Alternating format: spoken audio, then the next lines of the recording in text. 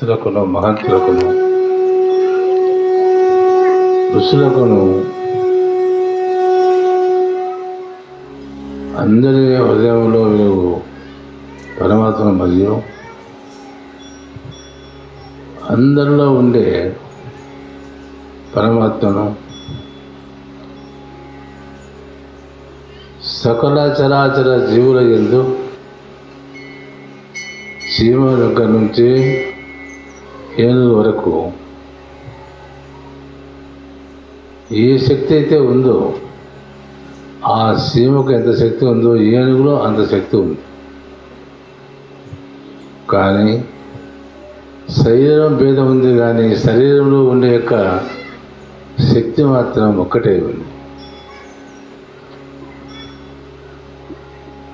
చిన్న వైరులో ఆటోమేటిక్ బల్బులో ఉండే కరెంటు ఒకటే, పెద్ద మెర్క్యూరీ ప్లైడ్ వేసే యొక్క కరెంటు మాత్రం ఒకటే. అది వెలుగునిస్తుంది, కానీ కరెంటు మాత్రం ఒకటే ఉంది.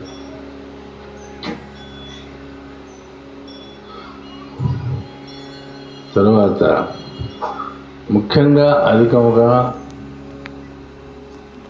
అభివృద్ధి చేయడానికి కొరకై అతిథిగా కానీ ఆహ్వానించడం కానీ అవి మన ప్రక్కన ఉన్న అశోక చిట్యాల స్వామి ఎరుగరు. ప్రత్యేకంగా నాకు ఆహ్వానం కావాలని కానీ ప్రత్యేకంగా నాకు పిలుపు ఆడంబరం కావాలి కానీ అటువంటి కోరిక లేకుండా అందరికీ తెలియజెప్పడానికి వచ్చిన మహానుభావుడే మన అశోక చిట్యాల స్వామి.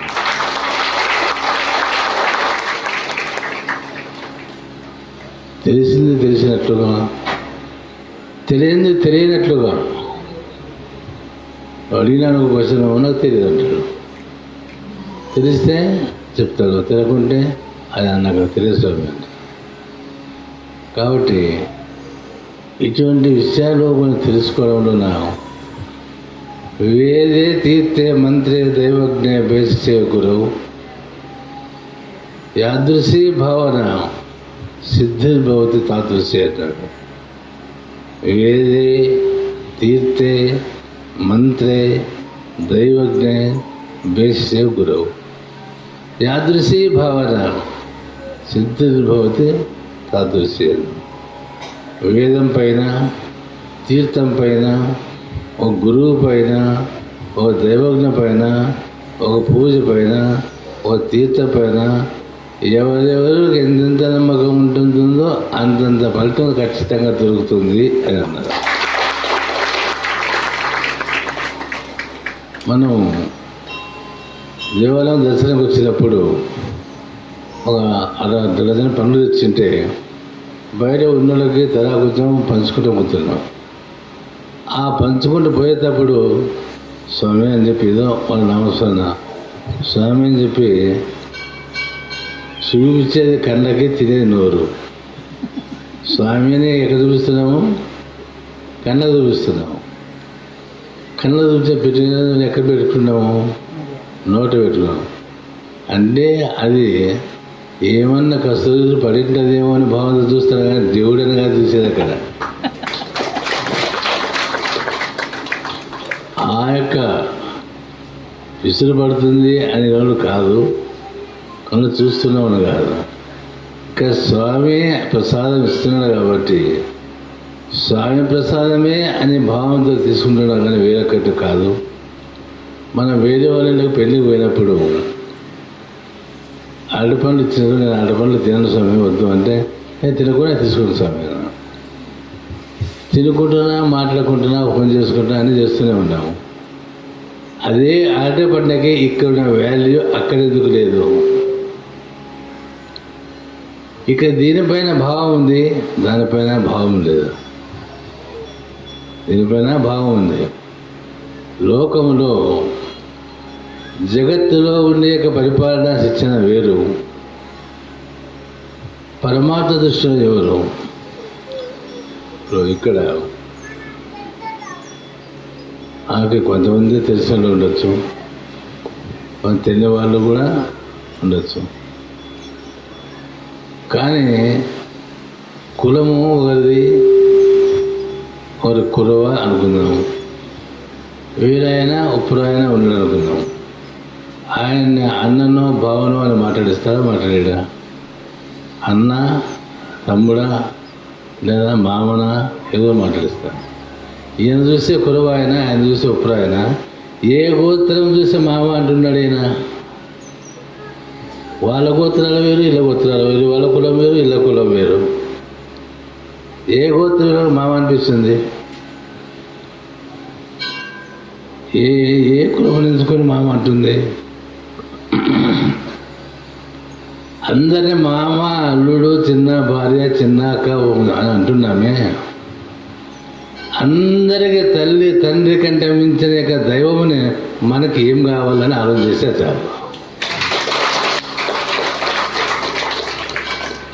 మనకి ఆయన ఏం కావాలి? మనకు మామ కావాలన్నా, బంధువు కావాలన్నా, ఏమైతే మనకు ఏమైతే ఆయన సన్నిధానంలో ఎవరైతే ఉన్నారో ఆ చక్రవర్తులు కావచ్చు, మహాచక్రవర్తులు కావచ్చు, జనక మహారాజులే కావచ్చు, భగవంతు సన్నిధి తెలియకోకుండా ఉంటే మనం ఎన్ని తపములు చేసినా అది ఫలితం ఉండదు. ఏమి ఫలము స్వామి నిజము తెలియని జన్మం, భూమి పైన గాడిద జన్మం లేదు యమలోకం. ఏమి ఫలము స్వామి నిజము. నక్కై పుట్టింది, కుక్కై పుట్టింది, గాడిదై పుట్టింది, గుర్రమై పుట్టింది. వాడి పని ఏమిటో అవి చేస్తున్నావు కాబట్టి వాడికి ఏ జన్మకైతే ఇచ్చినాడో భగవంతుడు ఆ జన్మని ఖచ్చితంగా ప్రవర్తిస్తుంది కాబట్టి అటువంటి గాలి జన్మలకు యమలోకం లేనే లేదు అన్నాడు. మానవుడై పుట్టి వాడి ధర్మాలు పాటించుకోకుండా ఉన్నప్పుడు వీడికి యమలోకం తప్పదు అన్నాడు. అందరికీ తెలుసు. ఒక్క ఆలోచన నా ఒక్కరికే కాదు, మీ ఒక్కరికే కాదు, సృష్టిలో ఉన్న వారికి అందరికి కూడా ఇది మంచిది, ఇది చెడు అని తెలుసు. ఇది మంచిది, ఇది చెడు అని తెలుసు. మరి చెడు తెలిసినప్పుడు ఎందుకు చేస్తున్నాడు? పెద్ద విచిత్రమైన కథ. తెలియకోకుండా చేయని. ఇది దొంగతనం అని తెలుసు, ఇక్కడ మోసం అని తెలుసు, ఇక్కడ వ్యభిచారం అని తెలుసు, ఇక్కడ జూదం అని తెలుసు. తెలియనివాడు ఎవడైనా ఆట ఆడతాడా? తెలియనివాడు ఎవరైనా భ్రాంతి ఆడతాడా? అన్నీ తెలిసి ఎందుకు చేస్తున్నాడు? తెలియనివాడు చేయొచ్చు, కానీ మానవుని సమాజంలో అనేది తెలుసు. మన రైతులు చాలామంది, మనం రైతులు ఉన్నాము. బండికి మందు ఎక్కువ వేసుకుంటే ఎద్దులకు ఏమవుతుంది? బండిలో మందు బరువు వేసుకుంటే ఎద్దులకు ఏమవుతుంది? ఏమవుతుంది? అరకవుతుంది. ఆ సరుకున వెనకేసుకుంటే లేవవుతుంది. వెనక ఉన్న సరుకు ఎక్కువ ఉంది, ముందు ఉన్న సరుకు తక్కువ ఉంది. ఎద్దులు లాగుదామంటే ఆ ఎద్దులకు జతకలు గురవుతున్నాయి. వెనకనే కూర్చుంది కానీ అది ముందు మాత్రం కూర్చోదు.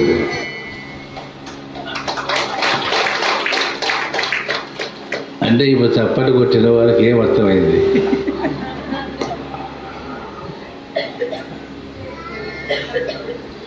వెనక ఎప్పుడైతే లేవైందో పూర్వం చేసిన యొక్క జన్మ ఇప్పుడు చేసే జన్మ ముందు అరకైతుంది.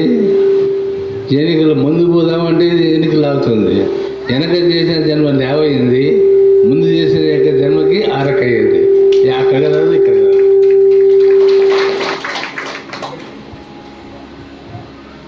ఈ మనం ఏమనుకుంటున్నామంటే అంటే సరైన వేదాంతం తెలుసుకోవాలంటే చేయకూడదని కాదు. తల్లి, తండ్రి, గురువు, దేవుడు అనేది ఈ ప్రపంచార్థమే కానీ పరమార్థం మాత్రం కాదు. ఈరోజు నీ భార్య ఉంది, నీ భార్య కాకముందు ఆమె ఏమై ఉంది? నీ భార్య అయిందని ముందు రాసి పెట్టారా? ఆమెని భార్య ఏందో వస్తుందని చెప్తున్నారా? లోకార్థమే కానీ ఇది పరమార్థం కానే కాదు. ఏమైతే మనం లోకములో విడిచిపోతున్నామో వాటి కొరకై సంపాదిస్తున్నామో, వేడికైతే ఇడిచిపోతున్నామో, భూములు, ఇండ్లు, వాకిన్లు ఇడిచిపోతున్నామో వాటిల్లో విడిచిపోతున్నాం. ఏదైతే నీకు కంటికి కనబడకోకుండా నీ వెంట వస్తుందో అది మాత్రం నీ వెంట వస్తుంది. దానివల్లే నీకు లాభ నష్టాలు, జన్మలు, కర్మలు వస్తున్నావు. కానీ ఇక్కడ తల్లిదండ్రులకి పూజలు చేసి పరమాత్మ అనే భావం లేక తల్లిదండ్రులను పూజిస్తే కొంత ఫలితం రావచ్చు. కానీ వాళ్ళు కూడా ఎంతో ప్రేమ ఉండి నీ పైన, నీ తల్లి నీ పైన ఎన్నో ప్రేమ ఉంది. కోటి తల్లుల కంటే ప్రేమైన భగవంతుడు కూడా వస్తానంటే కానీ నీ ఎంట మాత్రం రాను అన్నాడు. ఎందుకంటే శ్మశానంలో మనకు పోయినప్పుడు అక్కడ అందరూ వాళ్ళే ఉంటారు. ఎవరు చనిపోయిన వాళ్ళే ఉంటారు. వాళ్ళు ఎవరు మాట్లాడరు, కొట్లారు, తిట్లారు, ఏం చేయరు. శ్మశానంలో ఉన్న దయ్యాలు ఎప్పుడు కొట్లాడవు, ఎప్పుడు తిట్లాడవు. కానీ బ్రతికిన దయ్యాలతో కొట్లాడుతుంది, చచ్చిన దయ్యాలతో ఎన్నెన్ని కొట్లాడారు మీరు. ఎందుకంటే అందరూ విన్నారయ్యా మీరు, ముందు గతులు బేకైన వారు. అందరూ విన్నారయ్యా మీరు, ముందు గతులు బేకైన వారు. ముందరనే ఉన్నది మృత్యువుగా చూకొని, ముందరలో ఉన్నది మృత్యువుగా చూకొని, ఎందరిలో ఈడ్చిన ఎవరడ్డ పడ విడదు. అందరూ విన్నారయ్య మీరు, ముందు గతులు బెకైన వారు. కులమెక్క వానేత్రుల కండి, లయము కులము అదని తెలుసుకోండి. కుల కుల కట్టెలో విలగ్డిలో కూలి, కుల కుల కట్టెలో విలగ్డిలో కూలి, మలము గంధము గాలి మరి బూడిదైనట్టు. అందరూ విన్నరయ్య మీరు, ముందు గతులు బెకైన వారు. పితమాత జత వట్టి తంట, సతి సుతులు చుట్టాలు రారంట. పితమాత జత వట్టి తంట, సతి సుతులు చుట్టాలు రారంట. ఒంటిగా పోయేవు మంటి లోపల నీవు, ఒంటిగా పోయేవు మంటి లోపల నీవు, కంట కాదురా కడ్డ పడరారెవరు. అందరూ విన్నరయ్య మీరు, ముందు గతులు బెకైన వారు. కాబట్టి ఎందరో ఉన్నారు, అందరు పోతున్నారు. శవం ఎంత నీతి చెప్తుందంటే చెప్తుంది పోయేటప్పుడు, నేను ఎంతో కష్టపడి పనిచేసి సంపాదించిన, ఇన్ని భూములు సంపాదించిన, ఎంత సంపాదించిన, కానీ నా చేతులు ఏం తీసుకొని పోవడం లేదు అని మాట్లాడుకోకుండా ఉండి, మౌనంగా ఉండి మనకు తెలియజేసిపోతుంది ఆ శవం. ఆ శవాన్ని నిన్న సాయంత్రం బ్రహ్మాండంగా వర్షం వస్తుంది ఒకసారి. ఆ శవాన్ని జనం బాగా వర్షం వచ్చేటప్పుడు, అమ్మ ఈ కట్ట మీద పెట్టిపోతాము, రేపు పొద్దున తీసుకుపోతాము వర్షం వచ్చిన పోయిన తర్వాత అని చెప్పులు ఇచ్చి శవం ఇస్తుంటే ఎవరిని బయటకు వచ్చినారని చూస్తే ఏమైనా చెప్పులు అయితే తీసుకోడు, కానీ ఆ శవాన్ని మాత్రం తీసుకోపోతారు.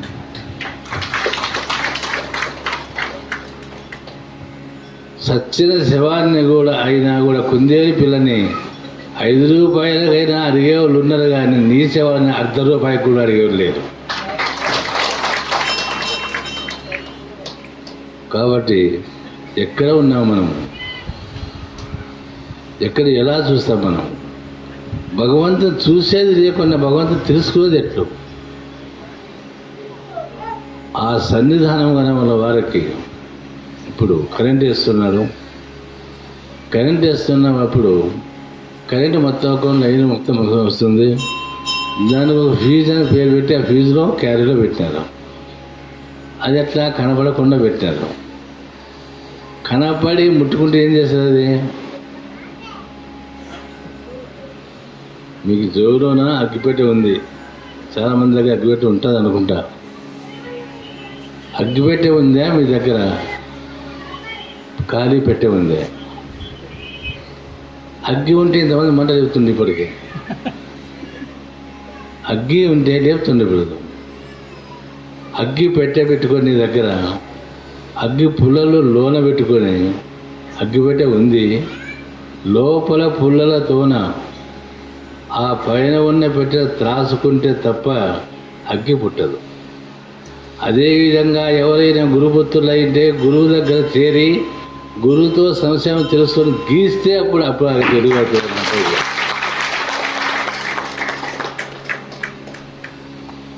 గీయకుండా నా దగ్గర అగ్గిపెట్టింది, నా దగ్గర అగ్గిపెట్టింది అనుకుంటే అక్కడ వెలుగు పుట్టదు.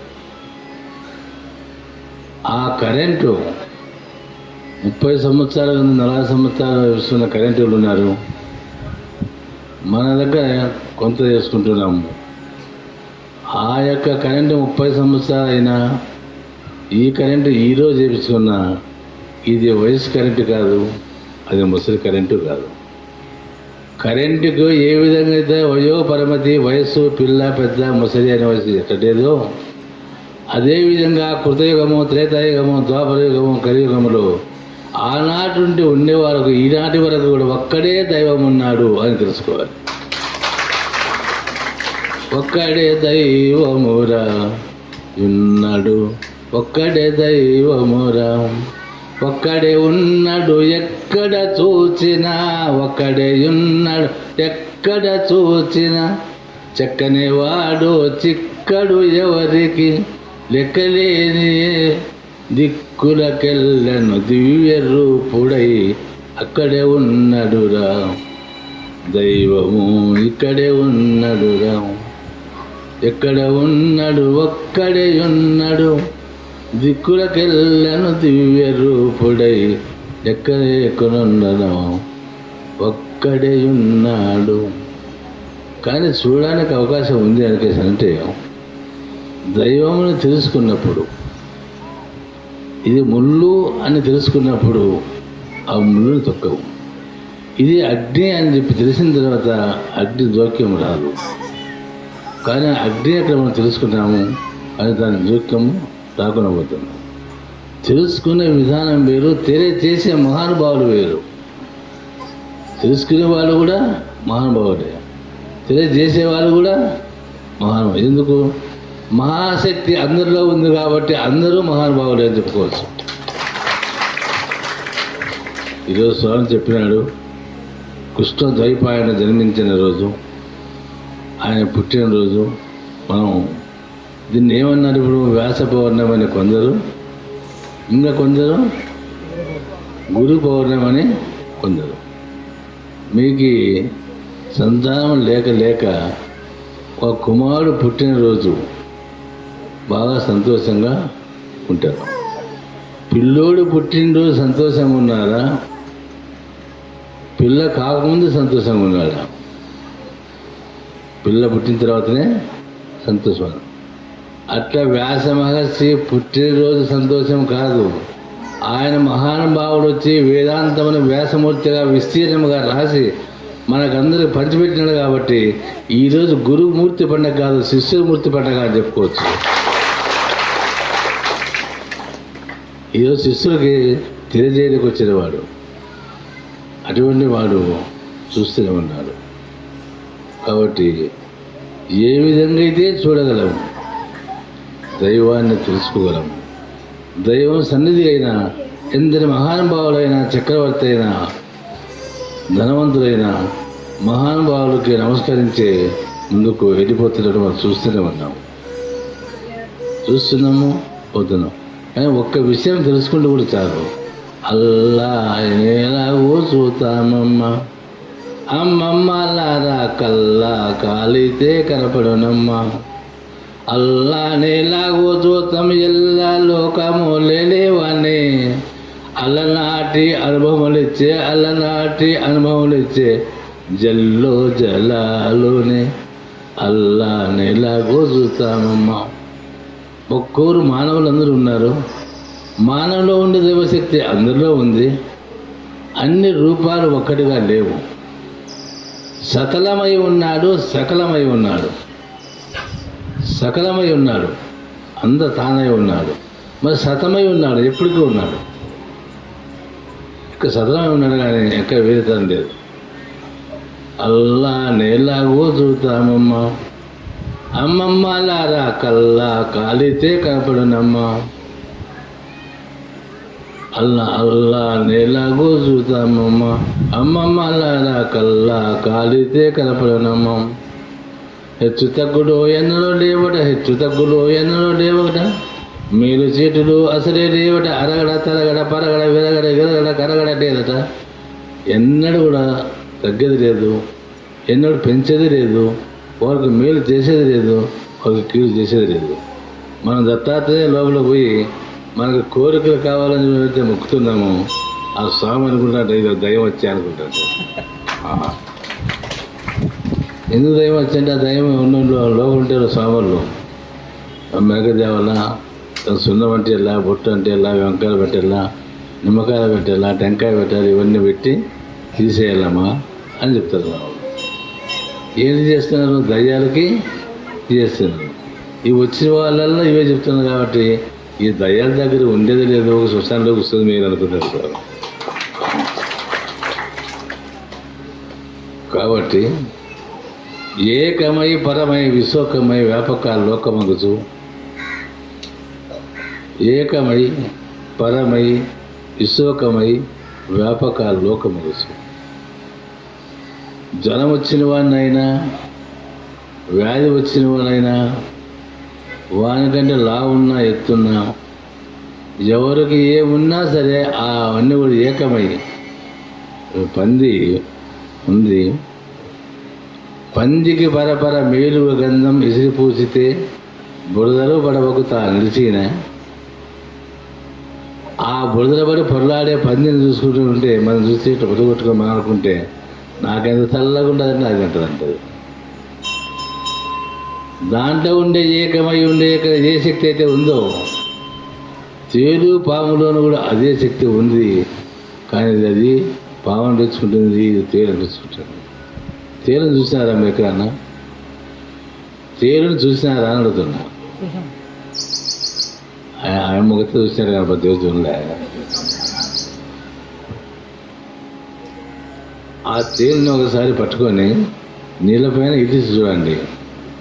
అది కాళ్ళు కొట్టదు, చేతులు కొట్టదు, ఏది కొట్టదు, ఒక తేలుకొని ఉంటుంది. అది ఎప్పటికీ నీళ్ళపైన తేలి ఉంటుంది కాబట్టి దాన్ని తేలిలోని పేరు పెట్టదు. అది నీ సొంతం ఆలోచన ఏదైతే ఉందో ఆ సొంతం పైన తెలుసుకోవాలి. కానీ నువ్వు ఆలోచన చేసేది అక్కడ తెలియకుండా మాత్రం పోదు, ఖచ్చితంగా తెలుస్తుంది. విషయం తెలుస్తుంది కాబట్టి అది తెలియకుండా ఎక్కడ పోదు. ఒకసారి బ్రాహ్మణుడు రాజుగారు ఎవరికైనా గుర్రం దానం ఇస్తానని చెప్పానంట. బ్రాహ్మణుడు గుర్రం దానం ఇస్తుందని చెప్పి లక్ష్యంగా పోయినాడు. ఆయన గుర్రాన్ని దానం తీసుకొని బజారు పోతే వస్తున్నాడు. నాకు వద్దయ్య గుర్రం నన్ను మేపలేను అంటే, ఈ తిక్కది బాపనే తీసుకుని పోయి అమ్ముకోపో సంతకు పోయి, అంత మాత్రం తెలియదా? అది అటు అమ్ముకుని అంటాడు. అమ్ముకోవచ్చు, డబ్బులు వస్తాయి కదా దీనికి, డబ్బులు వస్తాయి. పోయి సంతకు పోయినాడు ఆయన. అమ్మగారు మనం క్యారీ కట్టి మంచి చేసి పంపిస్తుంది. గుర్రం పట్టుకొని పోయినాడు, బజార్ నిలబెట్టినాడు. ఎందుకు చెప్తావా చెప్పు, అడుగు, నువ్వు ఎందుకు అడుగుతావు అడుగు అంటున్నా. ఎందుకంటే వ్యాన్ చెప్పేసి తెలియదు ఆయనకి. ఎంత చెప్పాలో అని తెలియదు. 100 చెప్పాలన్నా 1000 చెప్పాలన్నా నేను తెలియదు. నేను ఇంకొక ఆయన వచ్చినాడు. చెప్పు 100 రూపాయలకి ఇస్తావా అన్నాడు. ఈ గురు 100 రూపాయల అంటే దీని ధర ఎక్కువ ఉంటుంది అనుకోండి. ఇంకో రోజు అడిగితే 200కి అయితే ఇస్తాను చూడండి అంట. లేదా 300కి అయితే తప్పకుండా ఇస్తాను. ఇంకొక ఆయన కొంచెం వచ్చి ఇస్తావా, 400కి ఇస్తావా అని. ఈ గుర్రం ఎక్కువ ఉన్నట్టుందని చెప్పి ఈ వ్యాపారం చేసేదల్లా ఒక చుట్టూ చూసినాడు. గుర్రం, అయ్యా నీవు 100 అడుగుతున్నావు, తప్పడుది, 1000 రూపాయలు ఖచ్చితంగా ఇస్తాను, కానీ ఈ గుర్రం స్వారీ చేస్తుందా లేదా అని ఒక్కసారి చూడాలా. ఆ చూడు దానికేమైంది. ఆ గుర్రంని ఎక్కి స్వారీ తీస్తున్నాడు. ఇక్కడ చూస్తున్నాడు, అక్కడ చూస్తున్నాడు, గుర్రం వేసుకొని ఇక్కడ పోతున్నాడు. గుర్రం రాత్రి కాసుకున్నాడు, గుర్రం తిరిగి రాలే. ఇక అదే పతాది. అమ్మగారు ఎంత పోయింది గుర్రం, నిన్న నమ్మకొస్తూ నిన్న ఎంత తెచ్చిట్టు అంతకే పోయా గుర్రం. నిన్న ఎంత తెచ్చినాను అన్నా, అంతకే పోయినా. భగవంతుని యొక్క సృష్టి పంచభూతములతో తయారు చేసుకొని ఆయన సృష్టి చేసినాడు. మనం ఏళ్ళు ఇట్లా పెట్టుకుంటున్నాము, ఏళ్ళని ఇట్లా ఉంచుతున్నాము. ఒక్కసారి ఎరికి వంచండి, ఒక్కసారి ఎరికి వచ్చి చూడండి. ఏది మన చేతిలో లేదు, అంతా ఉండేది ఒక్కని చేతిలోనే ఉంది. ఉండేది ఒక్కని చేతిలో ఉంది, కానీ అది రెండవ వాని చేతిలో లేదు. ఎక్కడ ఉండలోనికి పాపకర్మలు తెలుసుకుంటున్నాము.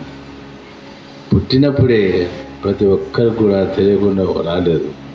ఎందుకంటే అందరికీ తెలుసు ఈ సృష్టి కంటే ఎక్కువైన అతీతమైన శక్తి పరమాత్మ స్వాధీనంలో ఉంది. కానీ వర్షం రావాలంటేనే వస్తుందా, పోవాలంటే పోతుందా, గాలి ఆగమంటే ఆగుతుందా, రమ్మంటే వస్తుందా.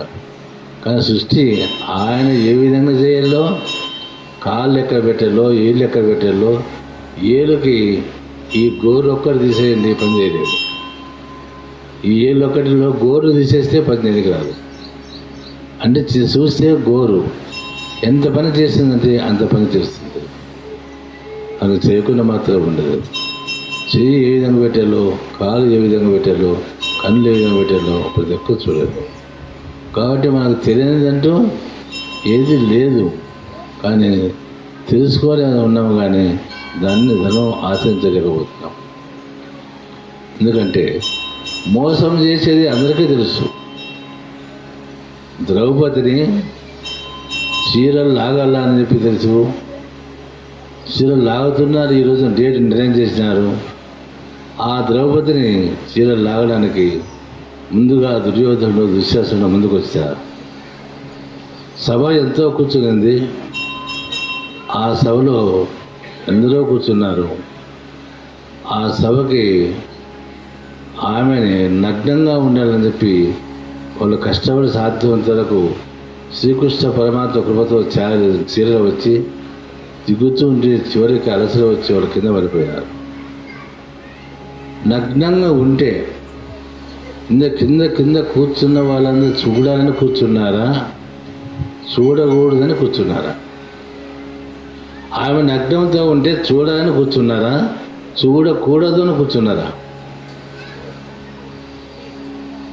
కానీ అందరూ తెలుసు, కానీ చెప్పరు. కానీ నగ్నంగా ఉంటే చూడాలని చెప్పి అందరూ కూర్చున్నారు. ఒక ఆడామె నగ్నంగా చేస్తున్నారు కదా వీళ్ళు, ఇటువంటి పాపం చూస్తే మంచిది కాదు కదా అని ఏ ఒక్కరు కూడా లేచిపోలేదు. చివరికి కృపాచార్యుడు, ద్రోణాచార్యుడు, భీష్ముడు అందరూ ఉన్నారు, కానీ ధర్మాలు తెలిసిన వాళ్ళు ఉన్నారు, కానీ లేచిపోలేదు. చివరికి లాగి దుర్యోధనుడు, దుశ్శాసనుడు కింద పడిపోయినారు. కింద పడిపోయిన తర్వాత మేలుకున్న వాళ్ళు ఉన్నారు. దుర్యోధనుడు, దుశ్శాసనుడు నా చీర లాగి మోర్చి కింద పడిపోయినారు. నేను నగ్నంగా ఉంటే కూడా చూడలేరు. నగ్నంగా ఉంటే చూడాలని కూర్చున్న వాళ్ళందరూ మొట్టమొదట వీళ్ళందరూ సచ్చిన తర్వాతనే దుర్యోధనుడు, దుశ్శాసనుడు సాయిగా కాదు చెప్పింది. చూడడానికి కూర్చున్న ఎవరైతే కూర్చున్నారో, నగ్నంగా చూడాలని కూర్చున్న వాళ్ళు ముందు సాయాలి. నగ్నంగా చూడాలని ప్రయత్నం చేసి చూడలేని వాళ్ళు బ్రతకాలి ముందు. కానీ వాళ్ళు చచ్చిన తర్వాతనే వీళ్ళు సాయాలి అని ద్రౌపది శాపం చెప్తుంది. కాబట్టి ప్రతి ఒక్కరు కూడా అక్కడ చనిపోవడం జరిగింది. ఎందుకంటే ఏ దానికైనా ఆధారం ఉంటుంది, కానీ ఆధారం లేకుండా ఉండదు. ఒకసారి రావణాసురుడు తపస్సు కూర్చున్నాడు. ఆ తపస్సు కూర్చున్న తర్వాత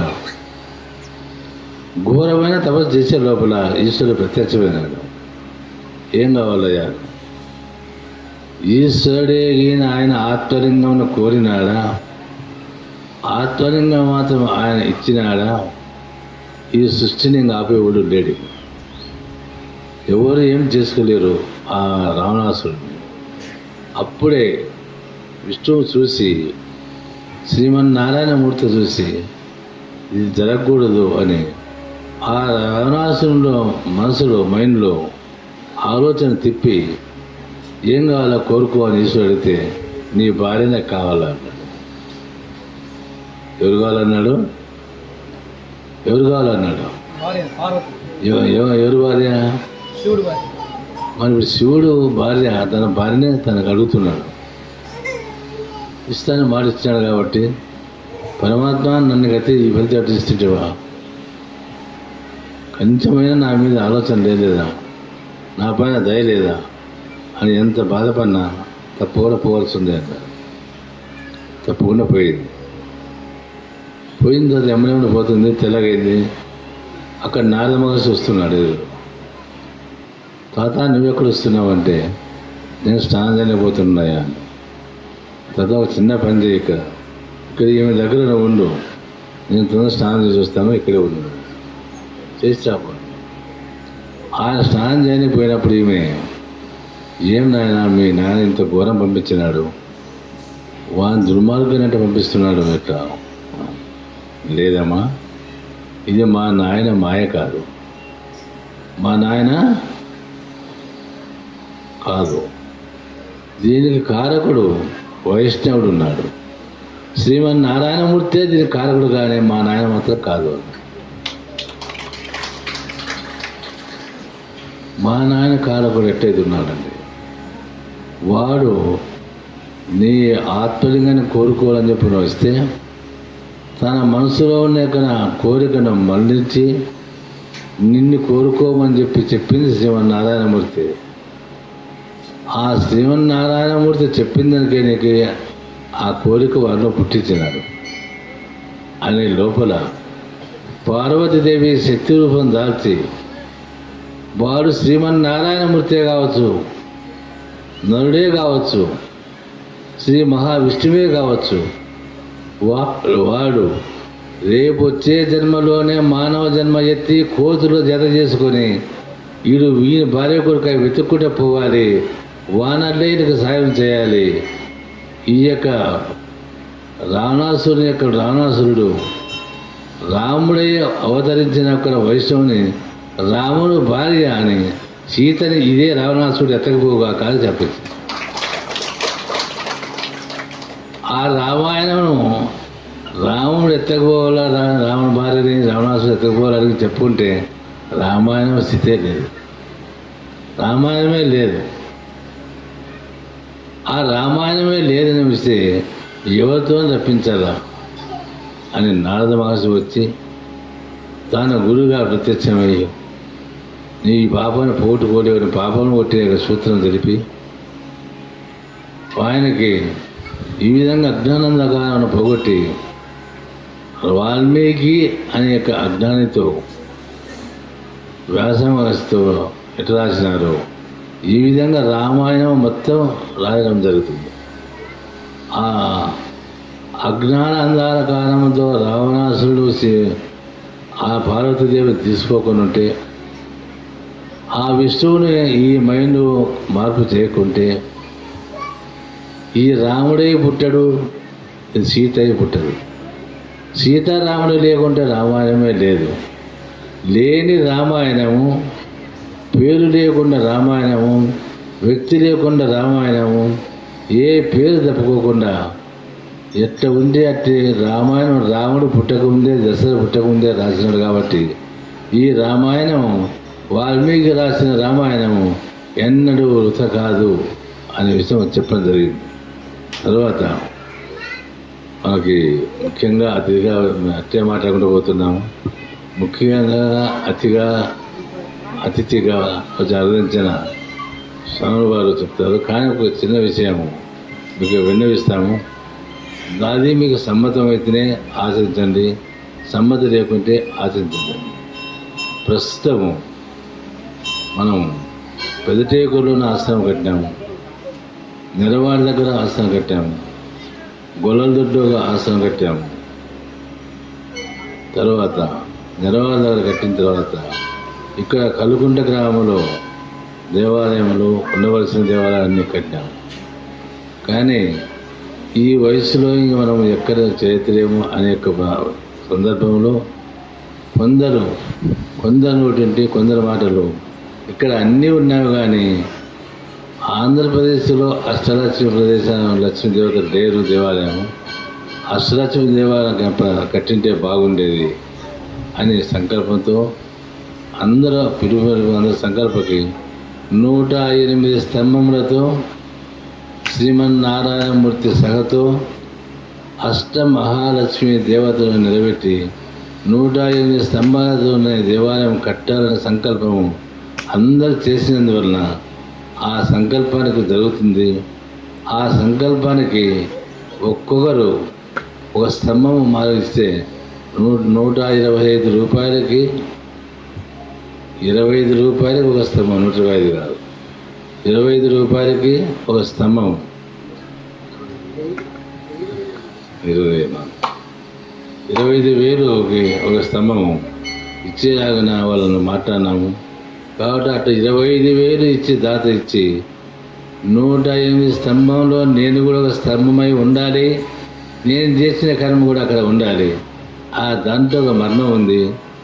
28 స్తంభాలు ఎందుకు కట్టాలి అంటే, ఎవరు జన్మించినా సృష్టిలో పుట్టినా సచ్చినా 128 నక్షత్రాలే ఉంటాయి. 120 నక్షత్రాలకు 27 పాదాలు చేస్తే 108 పాదాలే ఉంటాయి. కాబట్టి ప్రతి ఒక్క పేరు, వారి పేరు అక్షరము ప్రతి ఒక్క స్తంభం పైన ఏదో స్తంభం పైన ఉంటుంది. అది విషయం తెలుసుకుని అప్పుడు తెలిస్తే మీకు తెలుస్తుంది. కాబట్టి ఇప్పుడు ఆ అంటే అశ్వని నక్షత్రం ఉంది. అశ్వని నక్షత్రంలో సు చే సో అల్లా సు అనే పేరు ఆ స్తంభం పైన ఉంటుంది. చే నక్షత్రం పైన ఆ స్తంభం పైన ఉంటుంది. చే అనే నక్షత్రం పైన ఆ స్తంభం పైన ఉంటుంది. లా అనే పేరు ఆ స్తంభం పైన ఉంటుంది. అట్ట 27 నక్షత్రాల్లో 108 పాదాలు ఉంటాయి. కాబట్టి 108 పాదాల కంటే ఎక్కువ లేవు సృష్టిలో పేర్లు. కాబట్టి అన్ని పేర్లు 108 నక్షత్రాల పైన ఏడుచుంటాం. కాబట్టి దాంట్లో మనం కూడా ఖచ్చితంగా స్తంభమై ఉండాలి, ఉండి తీరాలి అనే ఉద్దేశంతో ఎవరైనా ఇష్టమైన వాళ్ళు ఉంటే అక్కడ ఎవరైనా కానీ పేర్లు రాపిస్తే పేర్లు రాపిస్తుంటారు. చదువు ఉపన్యాసం జరుగుతుంది.